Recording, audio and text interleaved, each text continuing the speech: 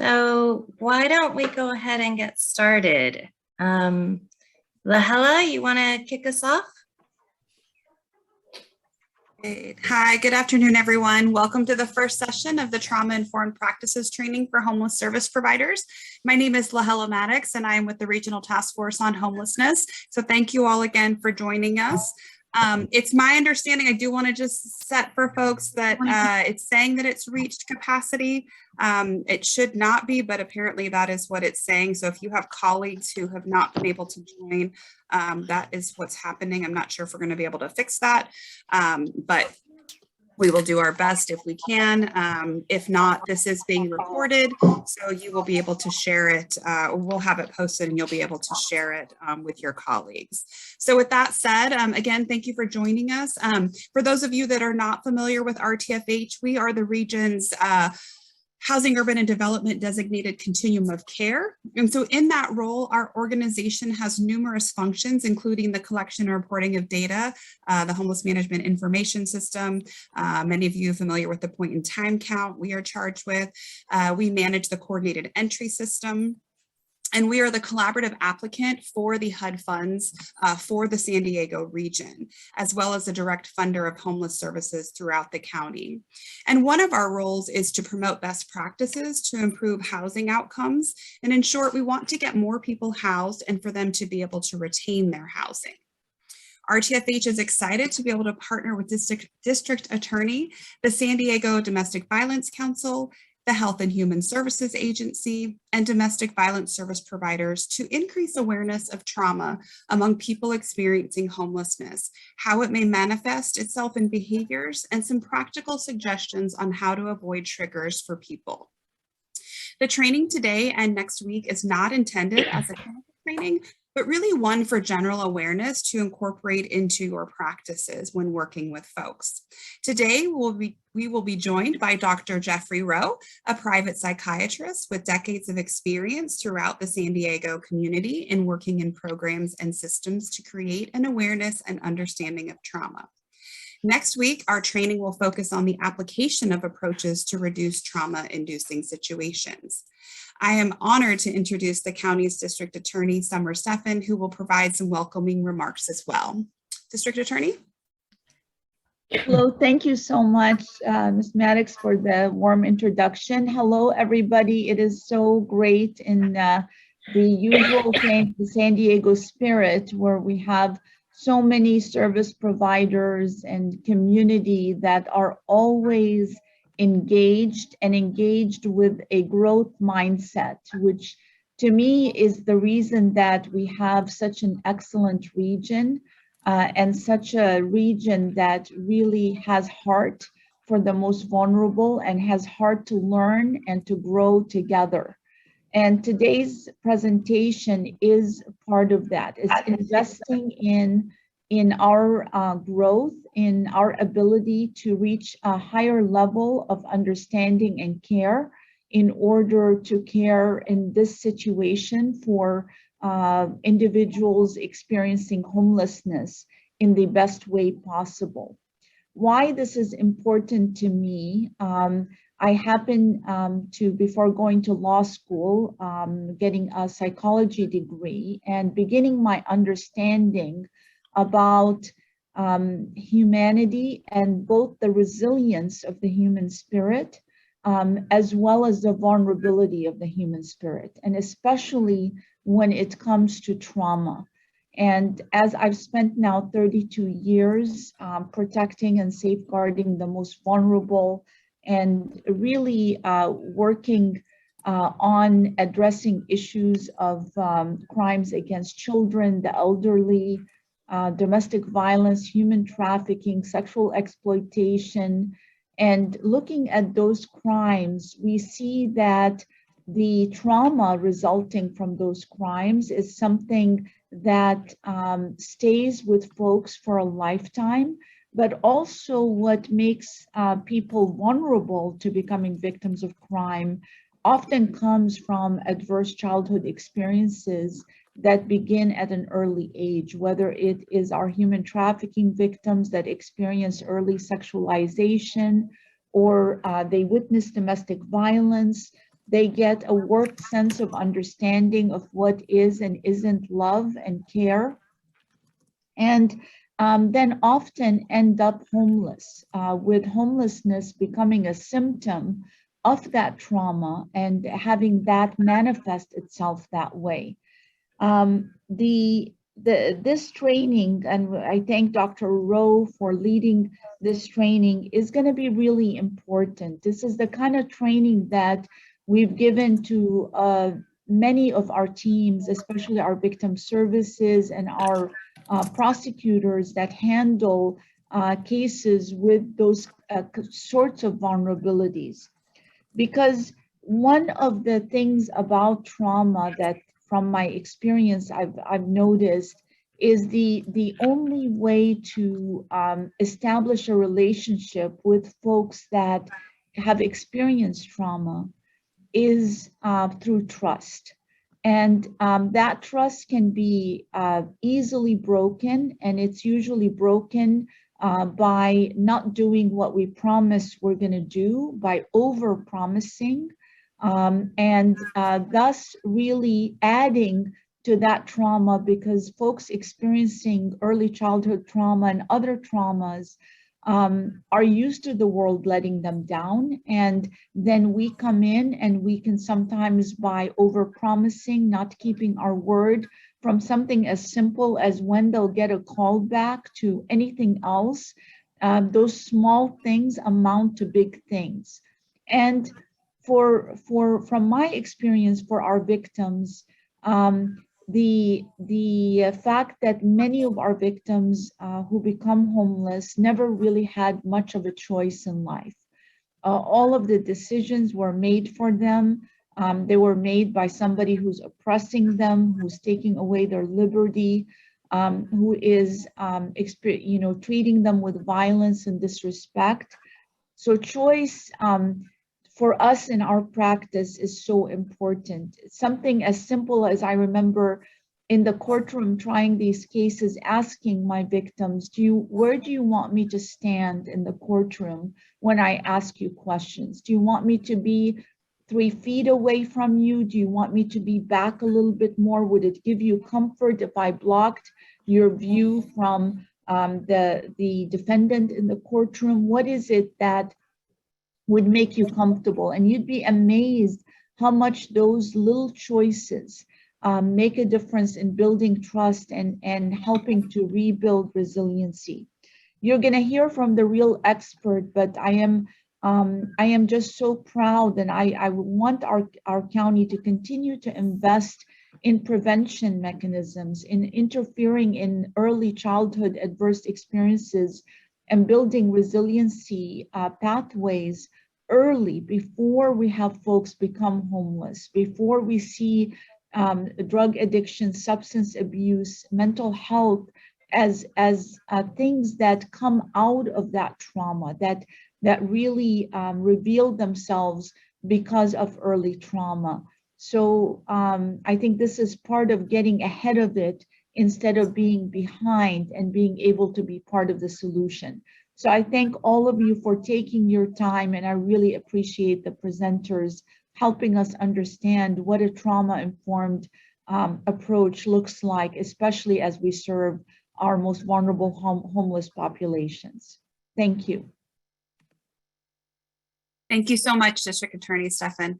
Dr. Jeffrey Rowe, he's now going to share a video about trauma and how others may perceive behavior, and then help us all better understand trauma and its impacts. So Dr. Rowe, take it away. Oh, you're muted. I knew that was going to happen. Oh, you guys.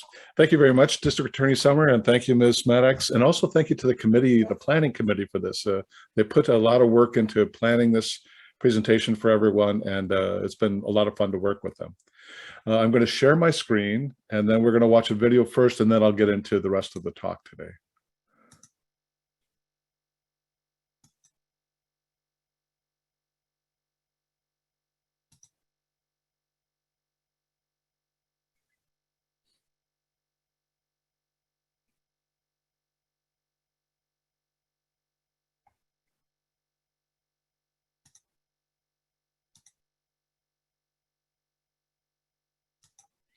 Everybody see that?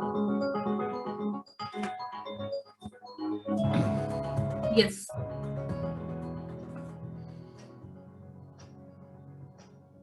We need to take a statement so we can establish what happened on Saturday night.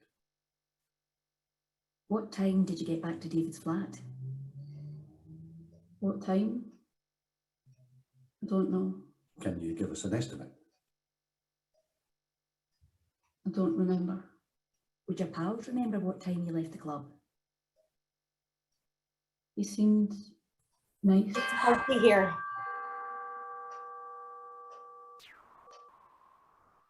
She didn't remember much, did she? I know. She didn't remember much, did she? I know. And now we've got to waste more time on a daft lecture. We know how to deal with victims. We've had years of experience. Well, some of us have had more years than others. I'm in my prime, I'll have you know. That'll be right.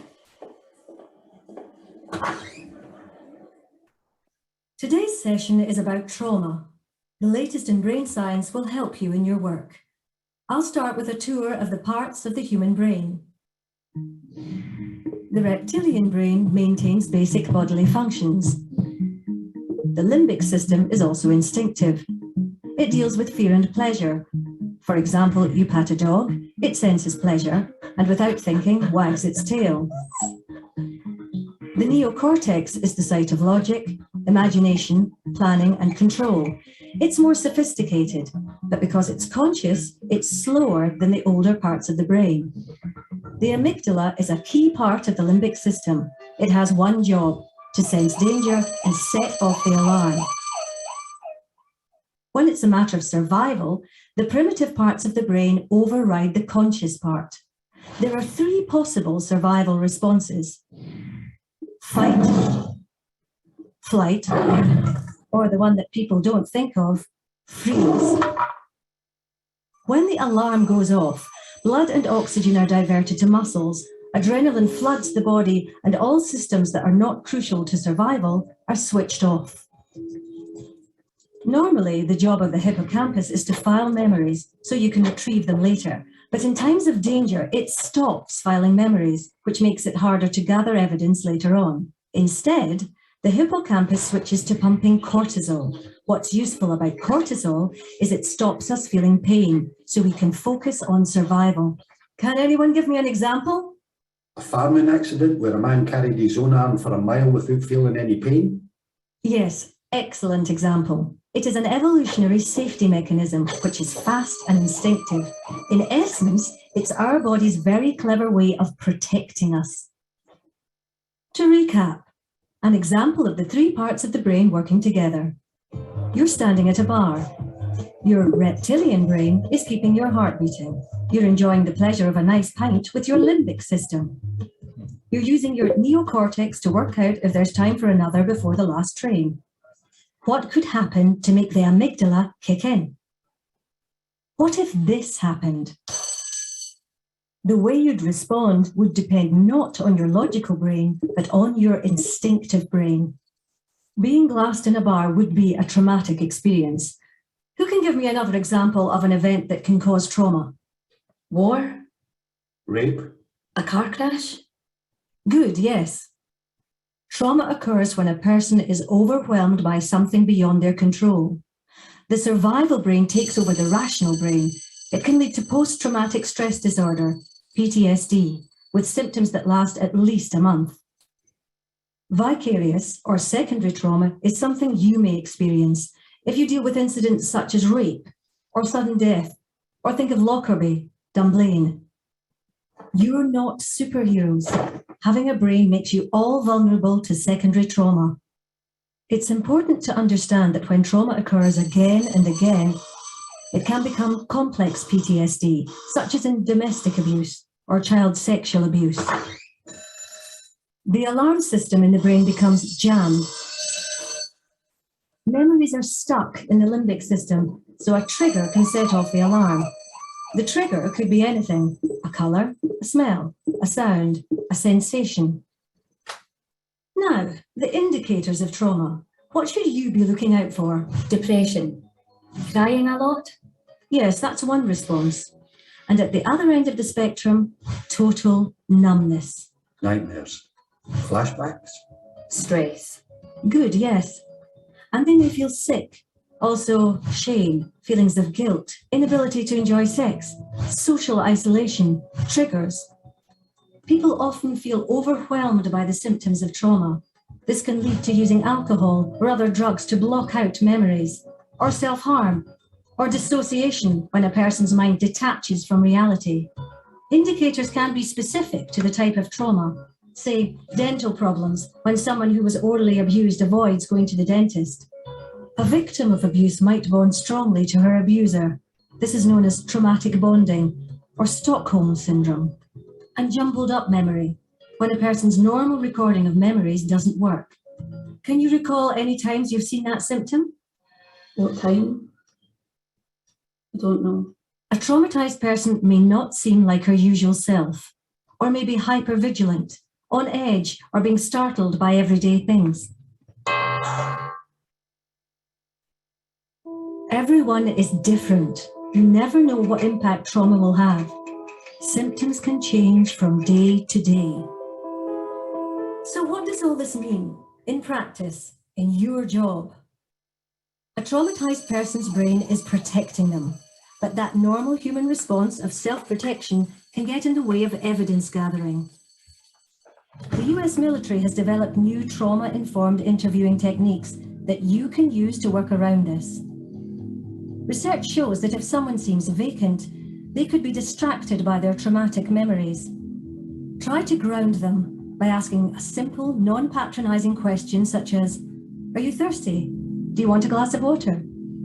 This can help bring them back to the here and now.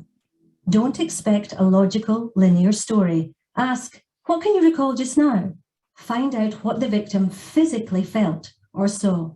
Working this way, from the instinctive sensory parts towards the logical parts of the brain, you'll get more results. In conclusion, 4 things for you to take away. Trauma response is the brain in survival mode. Repeated abuse can make trauma symptoms worse. In response to trauma, people will behave in unexpected ways. Remember, trauma is a normal human response to abnormal events.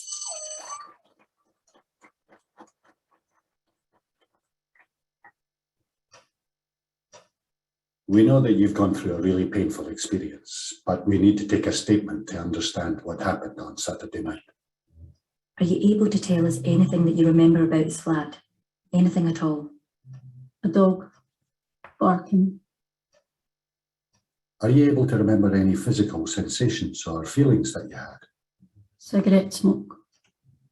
Can smell it now. What was going through your mind? I couldn't understand it. I just couldn't move or even scream. To freeze is a perfectly normal response. So you start with the memories, you don't start at the beginning. You have to engage with feelings to get to the facts. Makes sense. Check you, Professor, getting all sciencey on us. Well, if it gets us usable evidence. There's life in the old dog yet. Aye.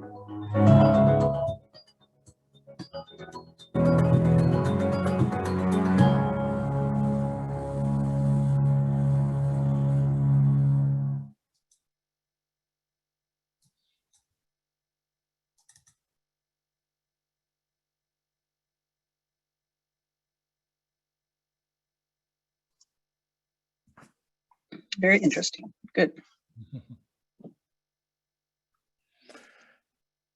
It's booting up the PowerPoint right now.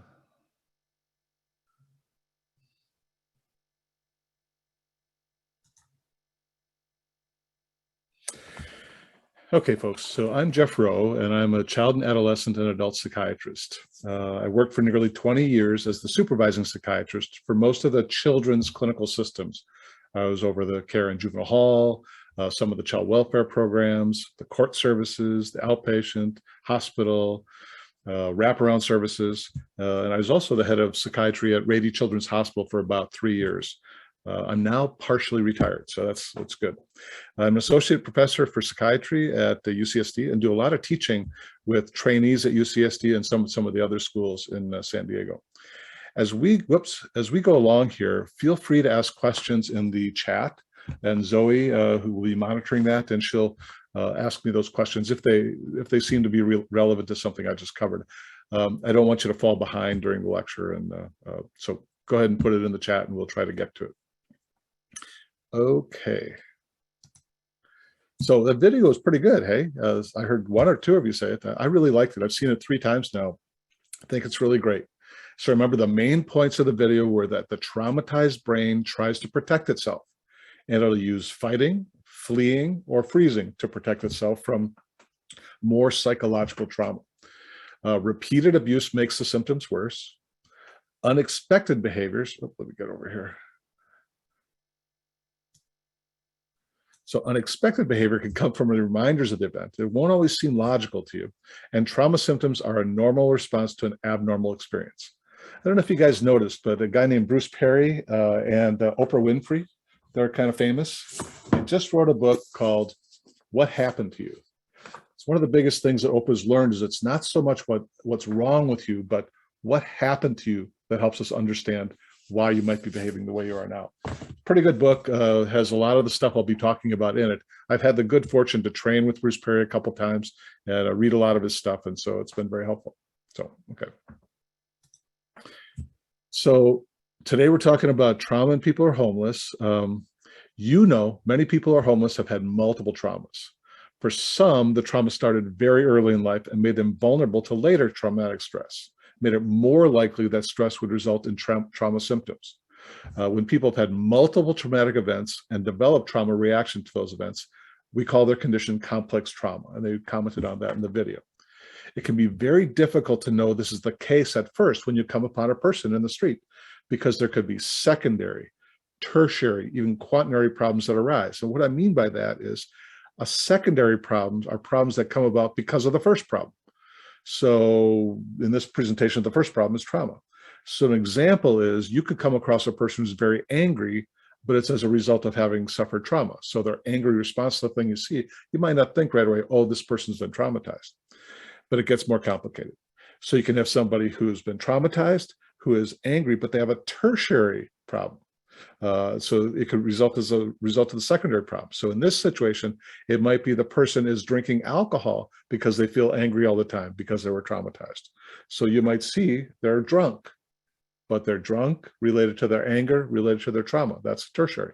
It can even get to be quaternary problems because of a tertiary problem. So they could be divorced because of the drinking, because of the anger, because of the trauma. So when you come across a person, you might see their initial presentation, but I have to tell you, I have not met too many homeless people who have not been traumatized. So as you start to deal with them, and you'll be talking about methods of dealing with them this in part 2, which is next week, you're gonna have to think about, okay, they're presenting with something, but is that the real problem? Is that the secondary problem? Is that the tertiary problem? Is that, you know, the other problem? And ultimately with the population, they have quaternary, meaning 5th level problems, which is they're homeless. So they're homeless because of a breakup of their family, which was caused by substance abuse, which came around in the first place because of anger, which came around because of trauma. So you can see how this stuff gets very complicated. So you might be meeting this person in the street after a whole series of traumas and behaviors related to trauma that have been developed. And that could be a little bit confusing, but hopefully this talk will help you be more sensitive to the original trauma that was taking place. So everybody keeps talking about trauma. Here's a listing of the trauma symptoms. So you can have memory problems. You can have both loss of memory, but you can also have memories that won't go away, that keep sticking into your mind, replaying themselves throughout. So memory can be a big problem. The second one is concentration problems can be a problem. So they could have concentration problems because they're spending so much time ruminating about what they've already experienced, or because they're so hypervigilant about being hurt again that they can't pay attention to what's right in front of them. So concentration could be a big problem. You can have psychological distress. Here, let me get the little pen working.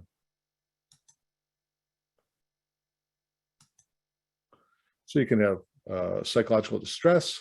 They can have mood problems. They can have self-negative thoughts. They can have a loss of sense of future because of the traumas. So they can be really upset and not feel good inside. I call this stuff negative internal arousal, or just feeling crummy in the pit of your stomach. You can have physiological distress, which means that you can have Pains. A lot of homeless people have a lot of wounds and bruises and bumps and broken this and broken that. So you can have physiological pains, you can have weakness, you can have tremors, you can have rapid heart rate, stomach pains. So a lot of physical distress can be found in people who are homeless. And they can have relational problems because it's hard for them to trust. Because they ruminate about how they've been treated and they can't pay attention to the other. They're so focused on what's happened to themselves that their ability to have a reciprocal friendship relationship can be adversely affected. They can have social withdrawal, meaning they want to stay away from people for safety reasons or because being around others causes too much emotional upset and becomes uncomfortable. So their idea about having friends and going to gatherings and stuff, being part of a group, you might want to have a group session with people. They're not going to have any of that in the beginning because they're just trying to protect themselves. There can be fear, obviously, you saw that in the video. You can have anger, which we already mentioned. You can also have sleep problems. That could be sleeping too much, so sleeping all the time as a way to avoid it and keep their arousal down. Or they can be sleeping not hardly at all because as they try to fall asleep, the fear symptoms come in. They can have re-experiencing symptoms, memory symptoms. So sleep is going to be off. And you know yourself that if sleep is off, then your mood gets off. And if your mood gets off, then your ability to pay attention gets off. So it starts to impact everything. So these are just the basic trauma symptoms. Now, if we go into the associated or secondary trauma symptoms, remember I said there's secondary, tertiary, quaternary symptoms. You get things like poor self-care. Now, you see this all the time. Homeless people have troubles taking care of themselves. First, just because of the food, shelter, and clothing issues of where's a washcloth and where's a toothbrush and how do they get clean water, but also people stop worrying so much about how they look, how they smell, how they appear to others, whether their hair is cut, that kind of stuff. So they give up eating in a healthy manner, stop washing, don't brush teeth, don't wash clothes. And this can happen even in people who are not homeless. So associated or secondary symptoms of trauma are poor self-care. You can also get a lot of involvement in activities that are designed to reduce this discomfort, that negative internal arousal I mentioned. So some people start doing stuff that's meant to get rid of that pain and change their feeling state, but it's got negative consequences. They can start eating too much. Now, I think that's maybe not the biggest problem with homeless people. Maybe not eating enough is the problem, but certainly using drugs, fighting when you're angry, having indiscriminate sexual behavior, and then maybe getting sexual transmitted diseases. These are all ways that people have tried to reduce the discomfort, but it gets them into other kind of trouble. You can have poor frustration tolerance. With all this stuff on your mind and all these worries, your ability to wait, have patience, take your turn, deal with delays, deal with county paperwork, deal with people who are trying to get them to do something that they want them to do, not necessarily what's on their mind. And you can get poor frustration tolerance and blowing up. And I'm sure you all have been in experiences where you're trying to be nice and trying to be helpful, and the person reacts negative to you and yells at you or swings at you or spits on you or doesn't really like what you're doing. With all this stuff on their mind, with all these things interfering with their functioning, they can also have poor problem solving. Whoops, let me get that error. So you get poor problem solving. And that means that even though it might be obvious in your mind what they should do, that doesn't mean that they're actually going to add it up and get 1 + 1 + 1 = 3. They might have a completely different way of thinking about things. And they might not solve problems very well. And then that makes them pull in even more. They can turn to crime because crime is one of the default behaviors that can happen. Why try to get a job when you can't keep yourself clean? Why try to work with other people when people are problems and maybe are traumatic to you? Why not just steal something? Steal something from somebody's store, steal something from somebody's backpack. It's a default action. And it's one of the things you guys know very well. You have to deal with the homeless population is crime as a way to get basic needs met. But even if you offer them other options, they might still turn to crime because their problem solving is so poor right here, and their frustration tolerance is so poor, and they need to reduce that discomfort, and they're not really thinking too long term about what's going to happen if I get caught doing this. The local jails are filled with lots of people who are homeless, lots of people who have been traumatized. They complain a lot. I used to deal with the county sheriff, definitely dealt with juvenile probation, but I dealt with the county sheriff who felt like, my God, I'm running the biggest mental health hospital in the county. And in a way, he was right. He had a lot of people locked up who had mental health difficulties due to trauma or other complications. And their turning to crime was what got them in contact with the sheriff's department. They might give up on participating in society because society doesn't have what they need, or they've lost their standing, they've lost their job, they've lost their family. And so they just turn away and say, the heck with you guys, I'm not going to get hurt that way again. They can end up with self-harmful behaviors.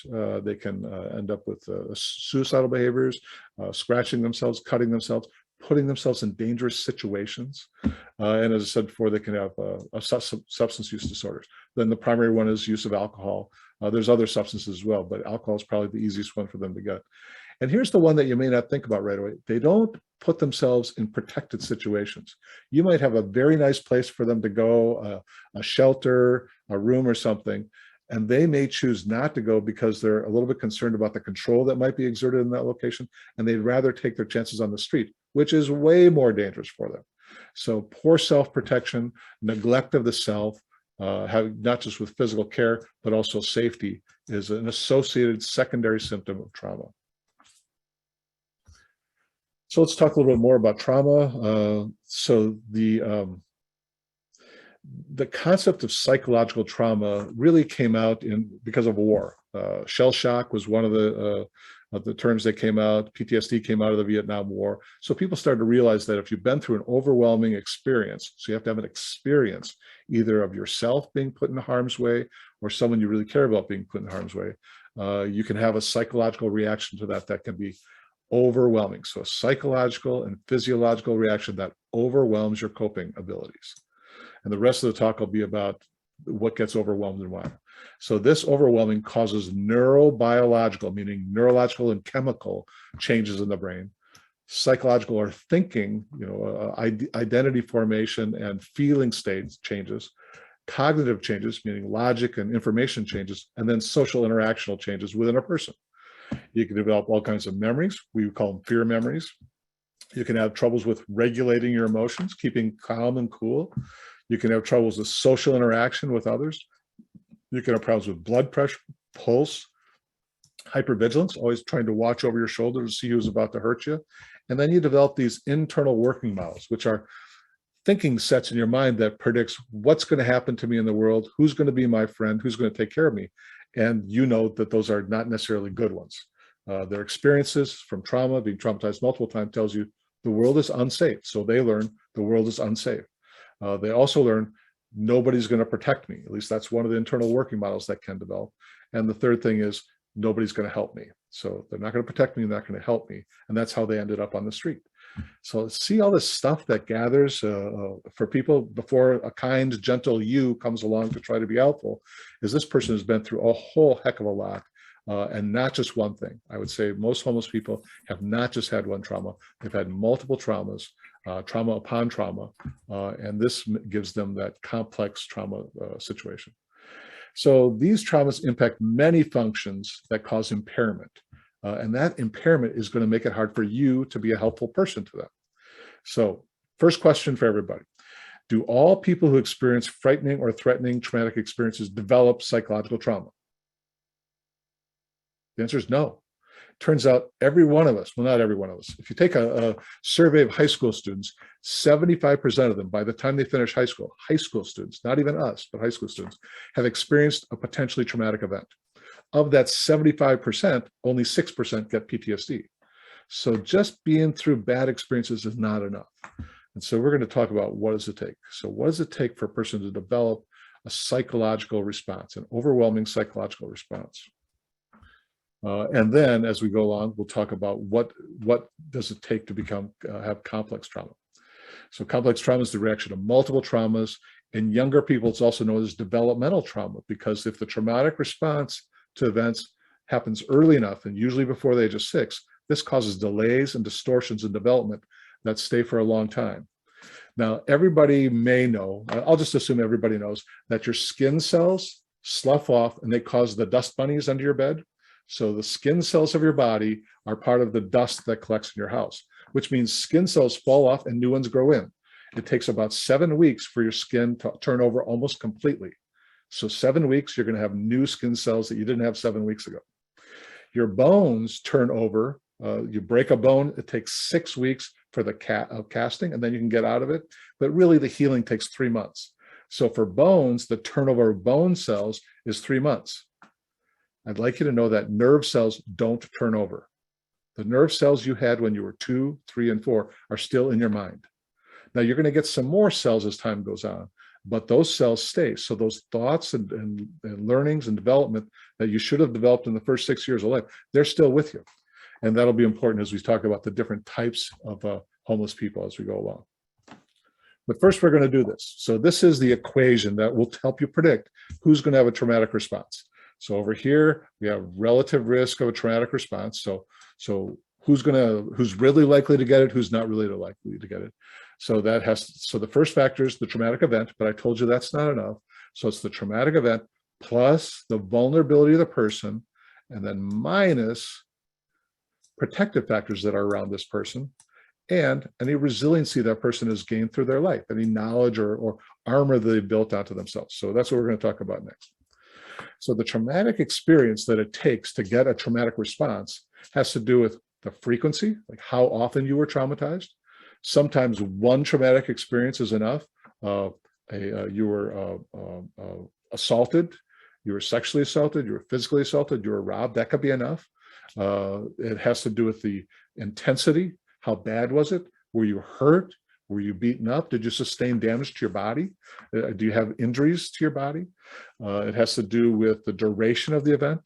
If it was just a momentary thing that happened, maybe that's not going to be quite as potent as being raped over and over again all night long. Not to be gross, but I have seen children that this has occurred. Another factor has to do with the perpetrator, the person who did this to you. Were they a stranger that you may never see again, so you won't be reminded? Or is this somebody that you see every day? Is this a relative? Is this a person who lives in your house? And this trauma is a violation of trust, and you can't get away from it. And now you have this complex relationship where this person might be your attachment figure, might be your mother or your father or your caregiver, but they're also somebody who's going to violate trust and hurt you. And so that just causes all kinds of trouble with internal working models of that child. So the traumatic experience factors are very important to determine who's going to get complex trauma. So is the vulnerability of the person. The first factor is age. So if you're under the age of 5 or if you're elderly, both have problems with just the physical ability to protect yourself and the ability to get away. Both very young people, very old people, they're dependent on their caregivers. And they also have emotional vulnerability. My 83-year-old mother does not have a lot of emotional vulnerability because she has her mental faculties. But my 96-year-old mother-in-law, who we just had to place in assisted living, she does not have her emotional faculties. And so she is not only physically vulnerable, but she's also emotionally vulnerable. When you're out on the street and you see somebody who's weakened or in an injured state, because homeless people get hurt a lot more than the general population, and they also have emotional vulnerability because of some of the factors we'll get into, that makes them much more likely to get a traumatic response from an event. The same is true as if you've already had a prior trauma where your capabilities are overwhelmed.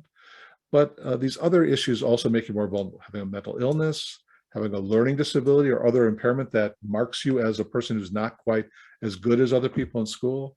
If you have a substance use disorder, if you were homeless as a young person or had poverty or food insecurity, that can make you more vulnerable to new traumas. Or if you're part of an embattled group, if you're part of the Native American population or LGBTQ population or African American or Latinx or war refugees or immigrants, all those things add to your vulnerability. And in San Diego, we have people from all these groups and more who get traumatized because of the way our culture is at this point. And so if you run into somebody who fits this kind of vulnerability, you should know that it doesn't take as much trauma to make them have a traumatic response. Now, you can have protective factors that can protect you from this. When I was in San Francisco doing my child training in 1989, some of you might remember there's a World Series game in San Francisco, between Oakland and San Francisco. And at 5 o'clock at one of the World Series games, there was an earthquake that shook the stadium and closed it down, and everybody had to go home. Well, since I was in San Francisco and part of the child training program, we took a look and tried to find out, were children traumatized by this? And it turned out one of the major factors was if the child is home alone waiting for their parents to come home, they had a much higher rate of trauma than a child who is home with their parents. So that protective factor, that external protective factor, having a parent there, even though you lived through the same earthquake as everybody else, protected you from getting a traumatic response from compared to those kids who were home alone waiting for their parents to come home. So we found I starred the phrase 40 developmental assets. You can Google that. It has 20 external assets and 20 internal assets. And so we know that the more of these assets you have, the more protection we have from being traumatized during an event. And no one is more important than the other. But if you have a lot of protective factors around, you can withstand a lot more trauma. Think of the children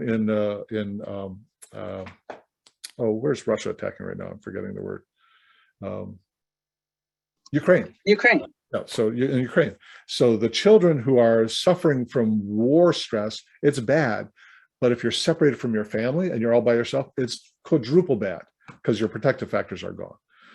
If you're a single person and you don't have your family around you or your buddies or your team or whatever, again, you're more likely to develop a traumatic response than if you're with your group.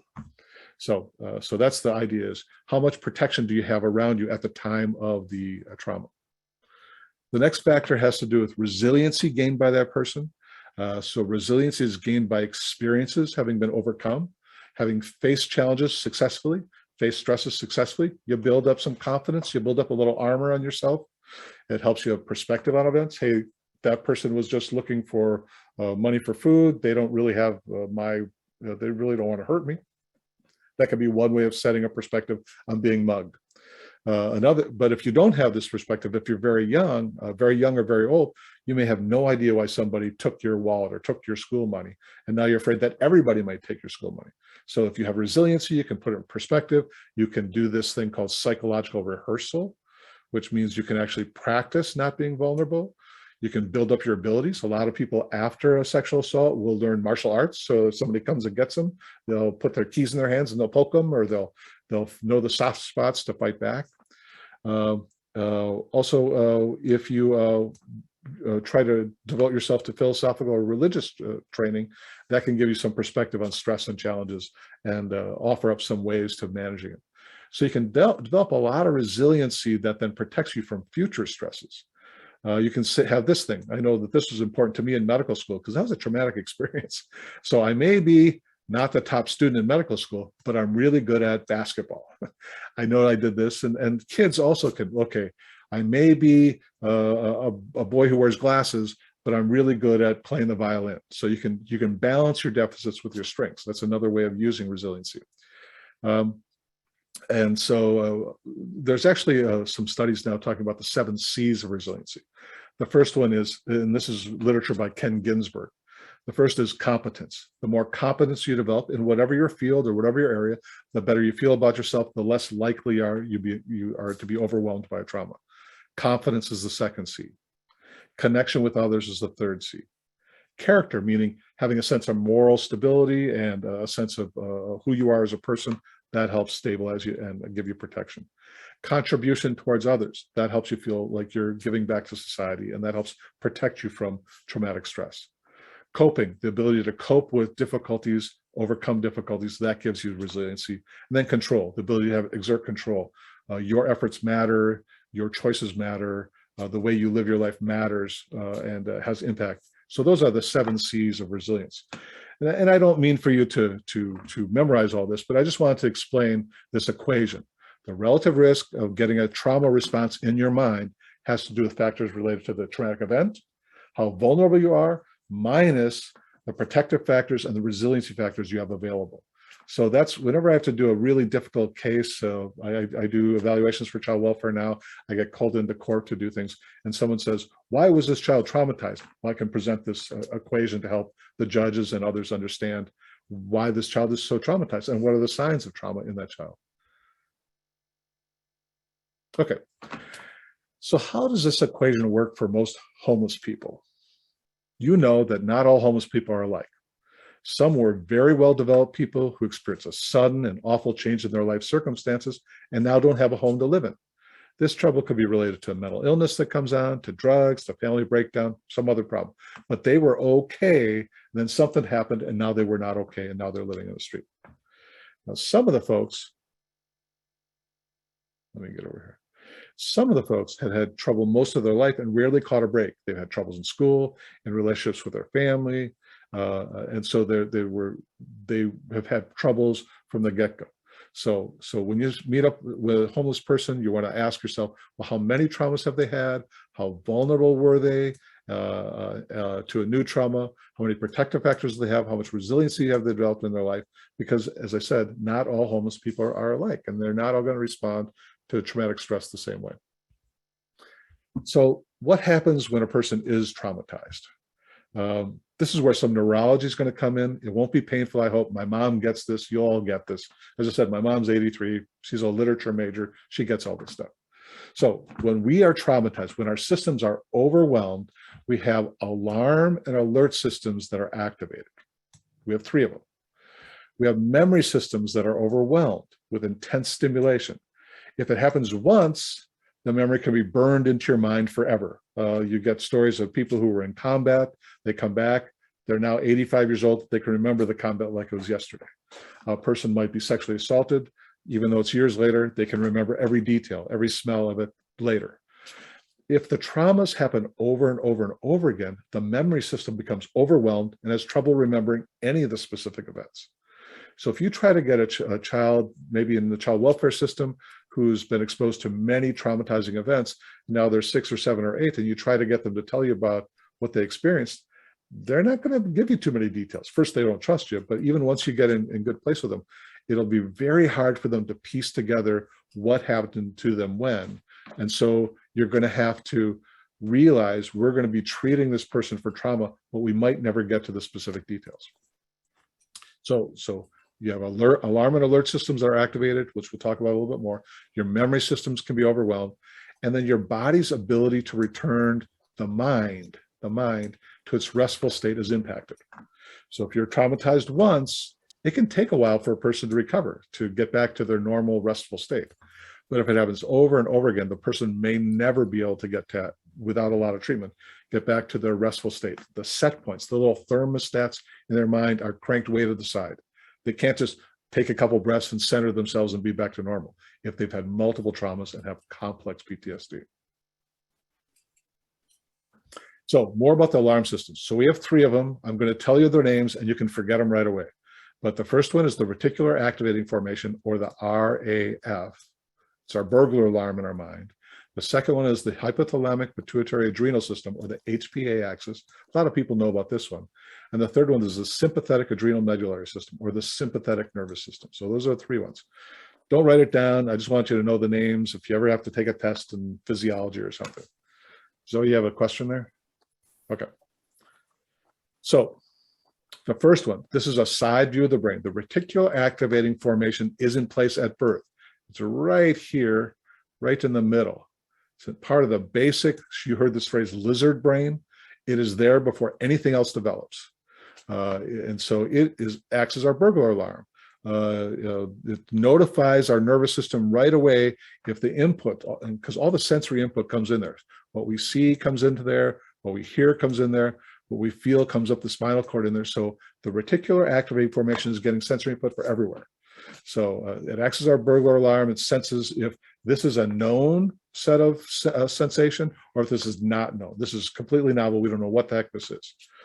So it kicks in very quickly. It uses the chemical adrenaline. Everybody knows about adrenaline. Oh, if I have adrenaline, I could really go. Adrenaline works just like that. It takes half a second. So if a dog barks, or if someone yells at you, or if a car backfires, or if you smell smoke, or if all of a sudden somebody hits you in the head and you feel pain, the reaction is boom. It's the reticular activating formation saying, oh man, we got a problem.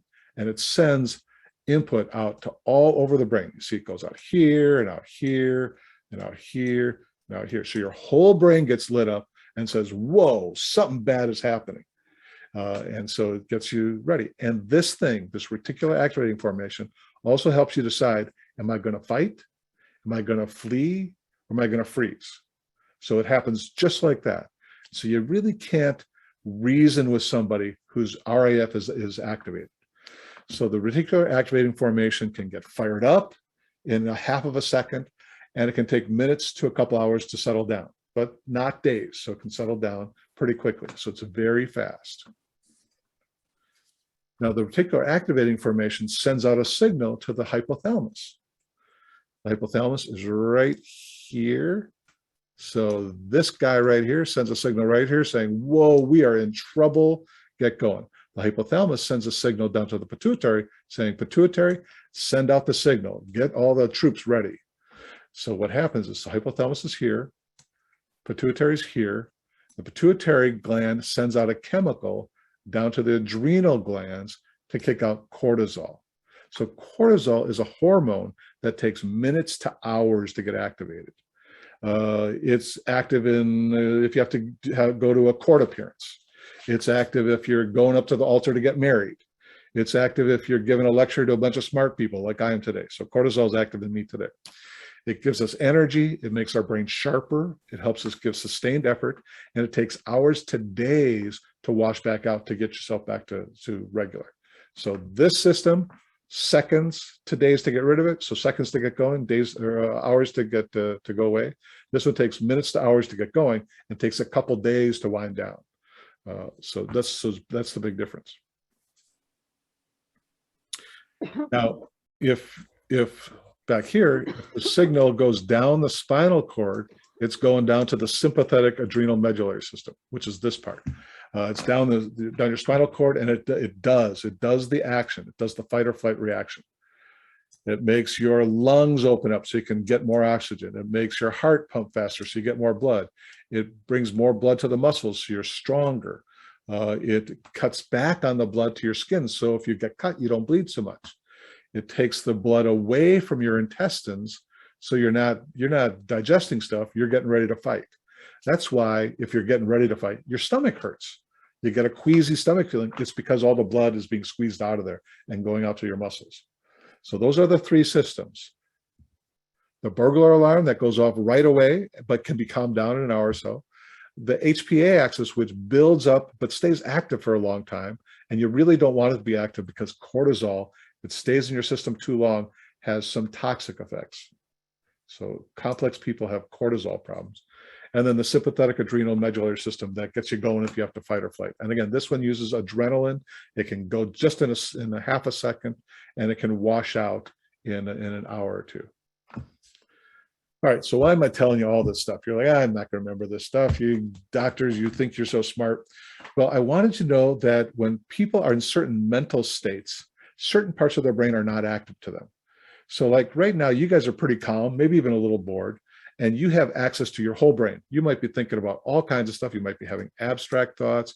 You're using your whole cortical part. You're thinking about tomorrow, where you're going for a vacation, what you might have for dinner, thinking about all kinds of stuff. As soon as I start to arouse you, like if I scared you or threatened you, and you start to get up this arousal continuum from arousal to alarm to fear, your brain function goes down. You can't think about things. You can't think about choices. You start making very concrete choices here, or very emotional choices here, very reactive choices here. So if you come across a homeless person who is very high on the mental state, on the arousal state, their alarm, their fear, their terror, you are not dealing with a logical person. You're dealing with a person who's reacting on emotion or on basic yes-no kind of functions. They can't handle a lot of input. They can't make a lot of complicated decisions. They can just handle binary decisions. Do you want to go left or you want to go right? Do you want some water or do you want a sandwich?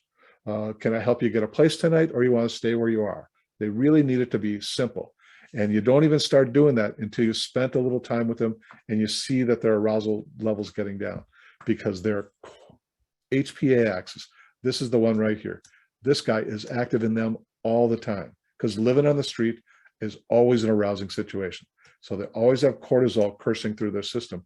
And that makes it very hard for them to settle down and get back to a normal rate of resting mind function. Okay, so let's see, we're Doing okay. So where do you, as a homeless services worker, start to understand these folks? I'm giving you a lot of information, but you're like, out in the street, I'm not sure I can use this. Well, I want to do a couple things. So I've taken all the areas of concern that can happen in people who are traumatized, and I chunked them into 4 categories. So when you go out into the streets and you're trying to deal with somebody, 4 categories. The first one is self-regulation. How much function does the person have in terms of self-regulation? The second one is in terms of self-efficacy or advocacy or mastery. How much are they in control of themselves? How much do they put or stick up for themselves? The third is executive function, which I'll explain in a little bit. And the fourth is well-being. So all these functional things can be chunked into these 4 categories. The first category is here, self-regulation. And self-regulation is established in almost every person by the age of 6. Now, it's not full adult self-regulation, but at least you have all the parts. When you're born, you don't have any of these parts. You have the brain cells, but they're not connected together. They're not integrated. They don't regulate each other, and they don't help work in concert. So when you're a baby and you're first born, your sleep cycle is all over the place. It's not a very organized sleep cycle. You don't go to bed when mom and dad say, okay, Junior, time to go to bed. You have to be taught over time and also have your brain develop enough so your sleep-wake cycle can adjust to the circadian rhythm. Because when they're in utero, they don't have any circadian rhythm. There's no light coming into their eyes.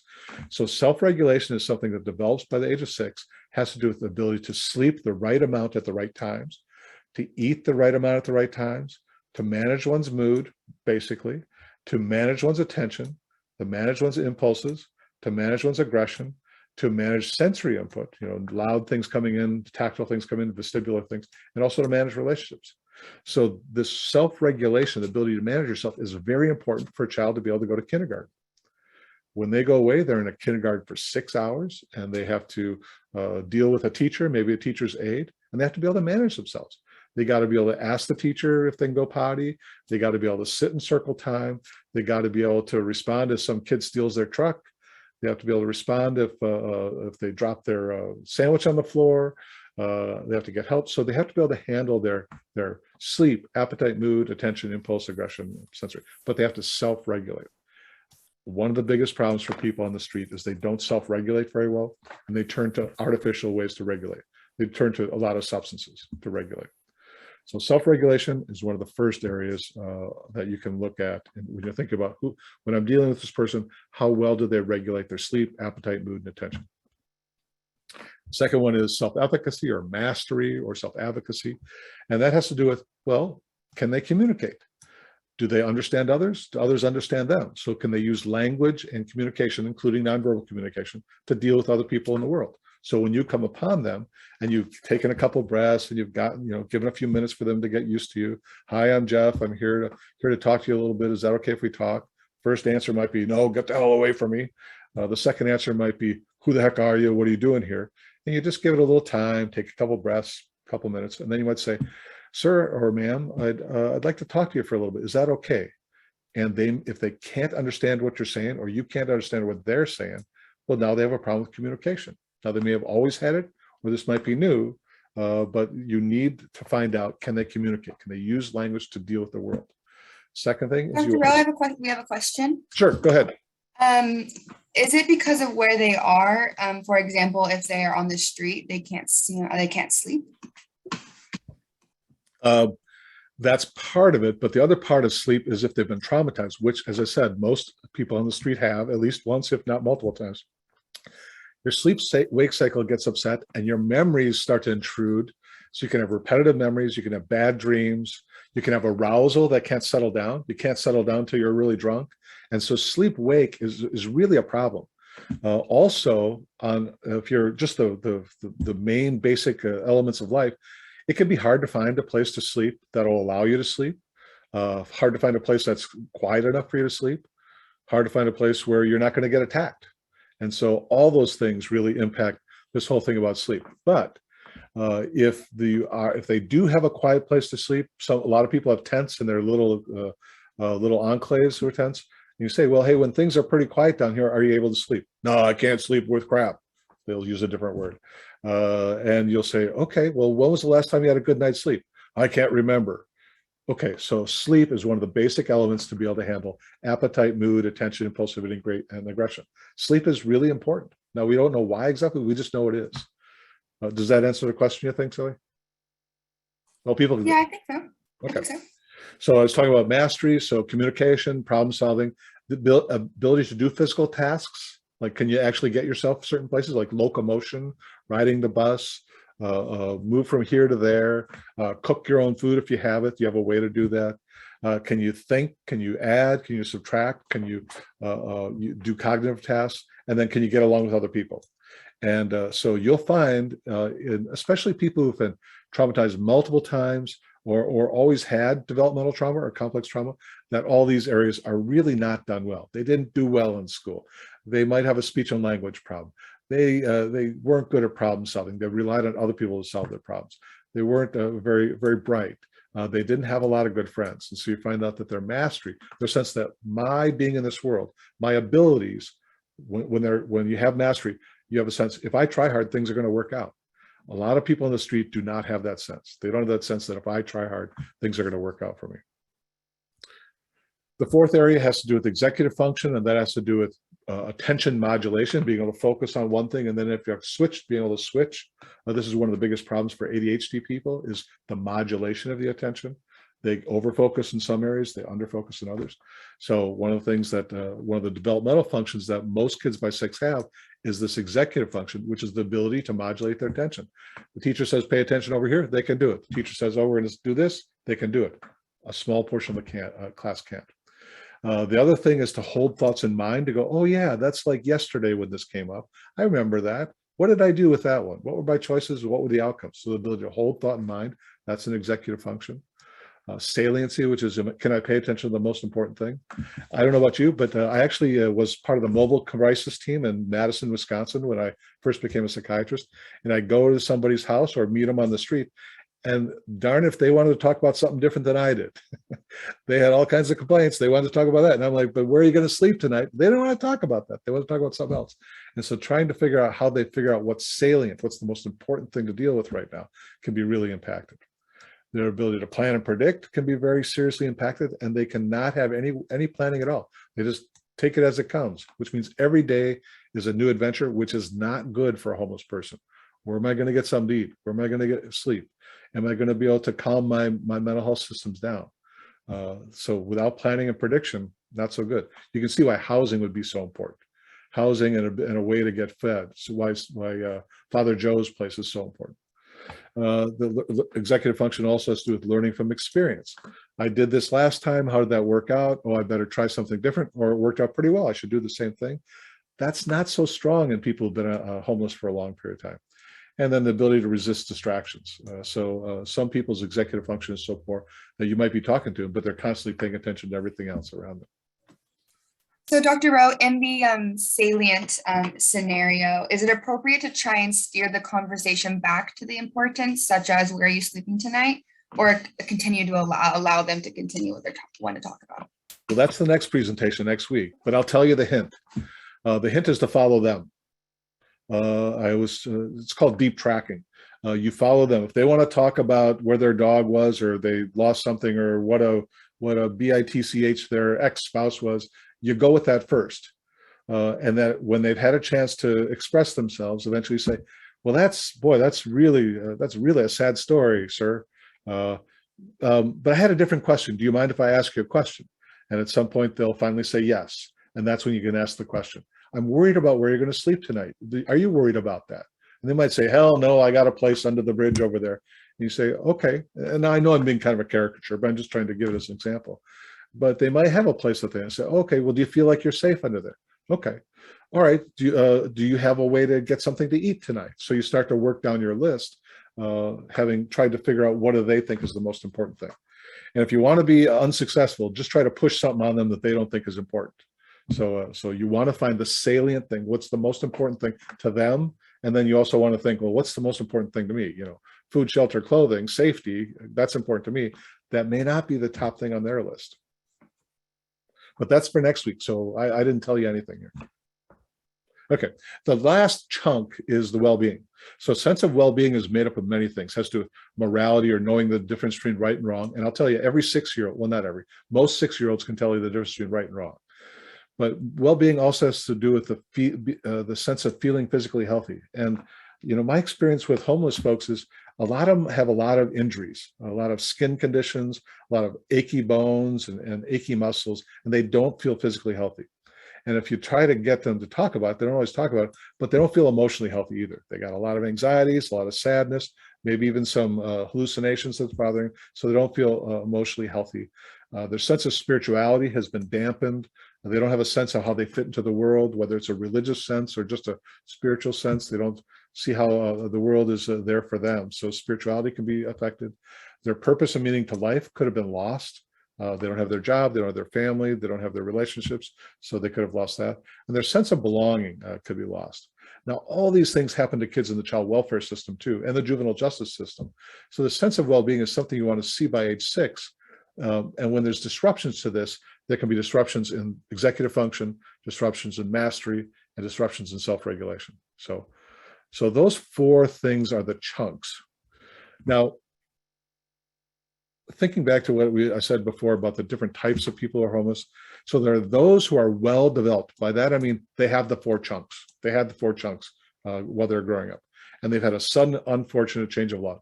Now, they're going to be, generally speaking, more easy to deal with as you try to offer services. Those who've had lifelong set of bad circumstances or broken chunks, they're going to be very difficult to deal with. And it's going to take a long time to develop a relationship and a long time to convince them that you have something worthwhile to help them. And those who've had complex trauma have had their brain set points changes because of that. The normal chunks got bent. They're also going to be very difficult to deal with. And so next time, I hope you'll deal with arousal reduction, how you form an alliance with people who are homeless, how you can help through gradual exposure and gradual work, get them to take better care of themselves. But that'll be very important because, and again, there could be 3, well, I just gave you 3 examples. There could be many examples of different types of people who are homeless and how willing or ready they are to accept help from you, even though you're a wonderful person. So I'm going to skip this section because it's 2:15. And this section talks about the types of things that can interfere with the chunks. It says 3 chunks, should say 4 chunks. I'll do it really quickly. You can see over here are the types of things that can break your chunks or bend your chunks. It has to do with neglect, abuse, loss of continuity of affectionate care, meaning you lose access to your parent or your nanny or your grandmother who's caring for you. They die, you're separated from them, they go to jail, they get deployed. People who've raised in excessive stress like homelessness, food insecurity, all that kind of stuff, or in a war zone or immigration process. Then there's people who have genetic vulnerabilities. When you do homeless work, you will run into people who look different than the average bear. They have genetic abnormalities. They are shorter than you expect. They're taller than you expect. They're thinner. They're fatter. There's all kinds of genetic vulnerability in homeless people because our society tends not to care for them as well as maybe other societies do. There are people who have temperamental troubles. They don't get along with their families. They burn their bridges and they end up out on the street because they would not give in to what the family is requiring. Their stubbornness, their reactivity can get them kicked out. You can have somebody with a developmental abnormality, speech, language, occupational therapy difficulties, one leg shorter than the other one, all kinds of developmental abnormalities that can make them not as acceptable in our society as other kids. And then you can have early physical injuries, early brain injuries. I've had children who got a herpes simplex virus and ate away the right half of their brain. And so they were injured. And so we had to work very hard to let the parents know, you can't have the same expectations of this child. Don't kick this child out. We have to support this child in other ways. So anyway, just wanted to present that the people you're going to see out in the street are going to have a wide variety of early childhood experiences that impact their chunks. And there's even stuff that can happen before these people are born that can impact their functions. And you can see them on the left-hand side. Their parents might have been traumatized or part of the child welfare system. The mother could have had an illness or infection. There could have been birth trauma, which caused hypoxia and led to cerebral palsy or some other kind of damage. There could be exposure to drugs in utero or infections that could have really severely impacted development, and there could be genetic abnormalities. So there's a lot of stuff that could happen prenatally, a lot of stuff that can happen early childhood to get these 4 chunks broken or bent. So, and here's the last slide. I know we're going to have the slides available to you that put it all together. Here are the signs and symptoms on this side. Here's the chunk that got bent or broke. Here's the kind of experiences you might end up talking to the homeless people about. And here's the prenatal experiences that they might not even know about, but definitely would have impacted it. So that's where we put it all together. So to summarize, people who are homeless have been through some terrible experiences, and you all know that. Some have been traumatized over and over and are constantly on guard for new traumas. There are multiple functions that get impacted because of the trauma, and those functions you can chunk into 4 chunks: self-regulation, mastery, executive function, and well-being. One of the keys to dealing with folks who are in this situation is to take your time, let folks get used to you, manage their arousal the best you can, help them be kind of calm and not too upset. And you're going to hear many more techniques about that next week. So that's the end of my show. We have one more question for you so far. Okay. What kind of vulnerability is the result of substance abuse in the brain? Well, substance abuse is one of those tertiary, quaternary problems. It can be a response to the initial problem or a problem related to the initial problem. So here's an example. So say you have a child who's not very well emotionally regulated. They're blowing up all the time. They're getting in trouble all the time. They live in a house where the mom and dad don't agree on how to raise a child like that. So there's a big temperamental mismatch and a parenting mismatch. So the kid's getting in trouble. Kid gets in trouble in school. So now they're not only have emotional dysregulation, but now there are troubles in school. The troubles in school cause troubles between mom and dad because they parent them differently. You're too soft, you're too hard, back and forth. So that's the tertiary problem. There's a secondary problem is trouble in school. So initial problem, emotional dysregulation. Secondary problem, troubles in school. Tertiary problem, troubles in the home. Quaternary problem is mom and dad divorce. Quaternary problem is the kid goes to a new school and finds nobody wants to hang with him, so he has to hang with the stoners. So that's the introduction to drugs. So you start to use marijuana and some of the things, and I'll see kids, the 6th level problem is they got caught because they had pot in their backpack on campus. So substance abuse almost always is related to a series of troubles that don't get resolved. Almost always with emotional dysregulation, almost always with executive function problems or well-being problems that don't get resolved. And after 2 or 3 other problems pile on, one of the solutions for the person is to just zone out and to chill, drink alcohol, smoke cigarettes so you feel better, smoke pot, and sometimes it means you use crystal and you use pain meds. So that is a whole bunch. It's a big section of the population who use substances. Not everybody, but a big section. Everybody stay awake through that whole explanation? Yeah, there's some great comments in there and appreciation for the great presentation and people looking forward to the next one. So thank you so much, Dr. Rowe. We do have a few more minutes left. The session does end at 2:30, so we have about 6 or 7 minutes. If there's any other questions, feel free to put them in the chat. Zoe's still kind of watching that. So again, we do want to thank you for joining this initial session. We hope that you were able to take something away from today to be able to utilize in your work when interacting with folks. Again, our next session will be next week on March 17th from 2 to 3. We will resend the flyer with the registration link. Additionally, again, we do recognize that the capacity was met for today's session, which is great. We had so many attendees, but we know we had so many more that we're hoping to attend. So thankfully, our administrative staff, Zoe and Carrie, are going to work to put this presentation available on YouTube for folks by Monday. We're closed tomorrow, so they'll get it out by Monday so folks have a chance to look at it. We'll try to send it out by email on the COC listserv as well for folks who weren't able to join us. And then we will make the adjustment for the next training so that it's a webinar, so it does have the capacity that we needed. So again, we really appreciate your time, and it sounds again like people just had a really great presentation. People are asking if there's a verification of attendance. So again, if you we're able to pull those off of here, but if you are using someone else's Zoom or there's several of you, just be sure, we'll stay on for a few minutes. Just be sure to put your name and agency in the chat, and then we can record that. We can record the chat in here and get that back out to you folks. All right. So yeah, we'll hang on for a little bit. Yeah, lots of thanks, Dr. Rowe, and appreciation for this session. All right. Zoe, I don't know if you, this is Jenna Marie with RTFH. I don't know if you've seen in the chat, but it says from Nicole Pratt, I have next week's time from 1 to 2:30 question mark.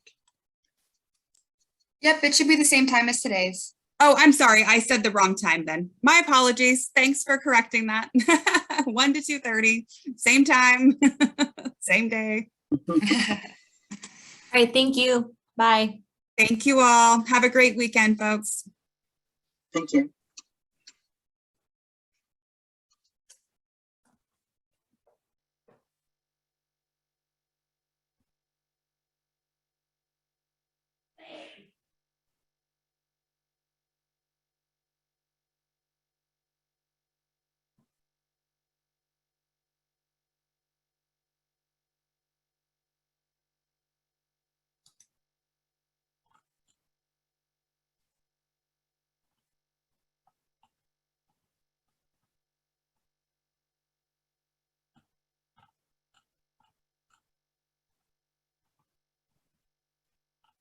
Thank you, Dr. Rowe. Great job.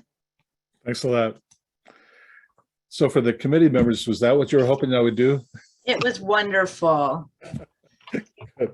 Good.